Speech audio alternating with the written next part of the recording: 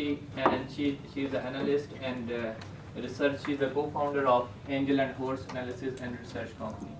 She has a good deep thoughts on the economy, what's happening in the market, and which side the market is going in future.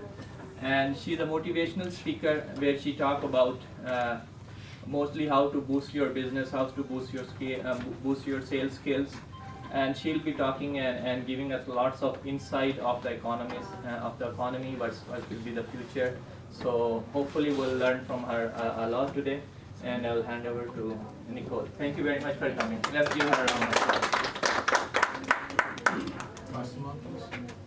Hello everyone, as he mentioned, my name is Nicole Rojcik. I'm from Harvard University.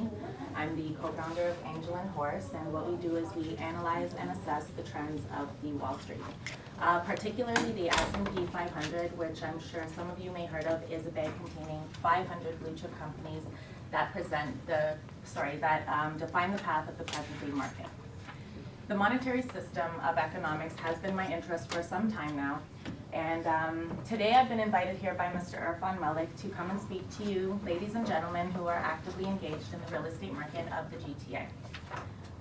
When Mr. Irfan Malik had asked me to come and speak to you all, I had to give it some thought, and I really wanted to provide you all with a strategy that when leaving this room you could take it with you and also apply it.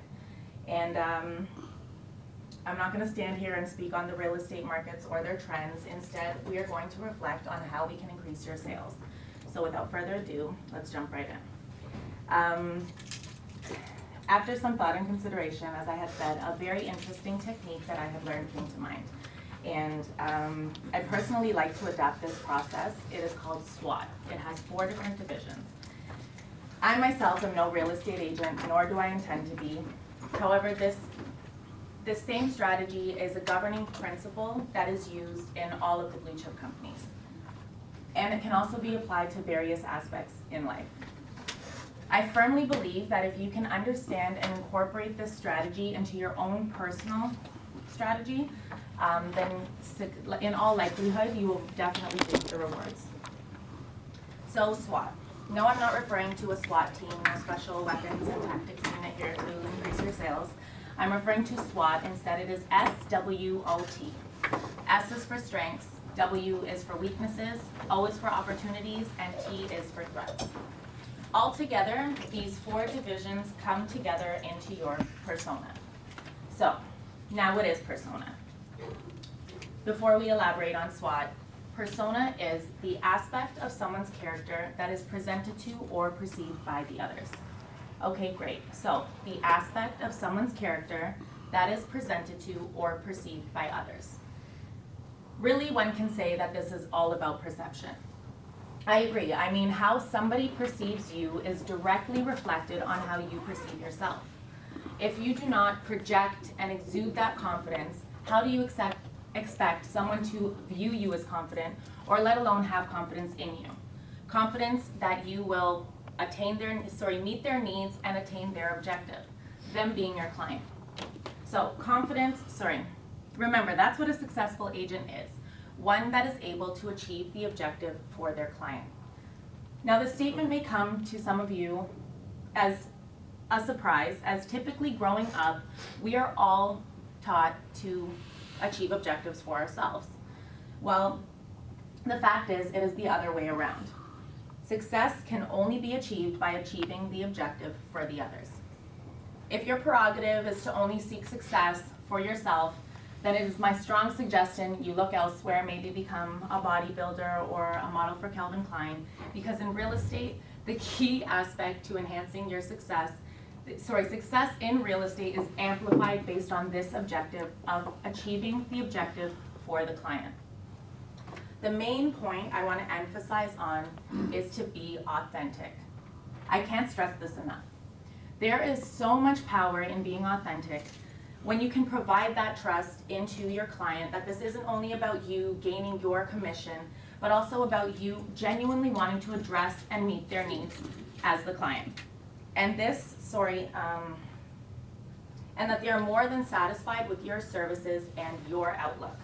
What will this do for you, you must be wondering? Well, adapting this approach will lead to enhancement of your skill and consequently your line of work. real estate, resulting in landing you more and more referrals, more and more clients, hence more and more sales. How to increase your sales. So, since we are here discussing how to increase your sales, how you increase your sales is by being a good salesperson. That is the only way that this is possible. And what is a good salesperson? One that achieves the objective for the client. Whether it be buying or selling, it does not matter. A key point to achieving these objectives for your client is obviously establishing their needs. And this is where the strategy of SWOT comes in. Strengths, weaknesses, opportunities, and threats.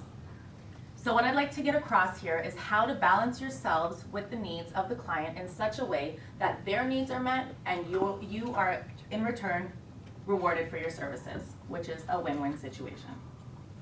Again, I'm going to bring us back to persona, and I want to elaborate further on that. Your persona defines your inner self, and yes, as well as your outer self. Your inner self is your thought, and your outer self is a direct result of that thought. I'm not going to talk here now on your inner self because I never did have the intention to go to med school and study psychiatry. Instead, we are going to focus on your outer self, and which is your outlook. So, outlook. Out you look, and how you look out is extremely important. Also, your outlook, how you look on the outside, how you're viewed by the others. This is all part of your outlook. This outlook is primarily governed by your persona, which can either be enhanced or diminished based on the clothes you wear, how you wear them. Sorry, not only which clothes, but also how you wear them. And together they define you to me, they define you to the world outside of this room, and they define you to each other. So back to SWOT. What I want from each of you to do is establish your very own competitive advantage over the others. Your others who are obviously your very own colleagues.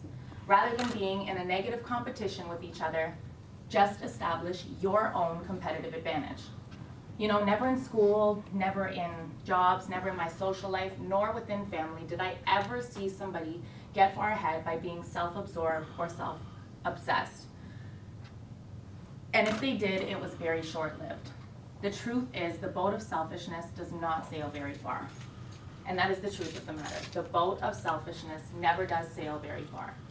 Remember, the competition is always amongst the colleagues, and with the outsiders, there is always a fear factor as well. So what is fear?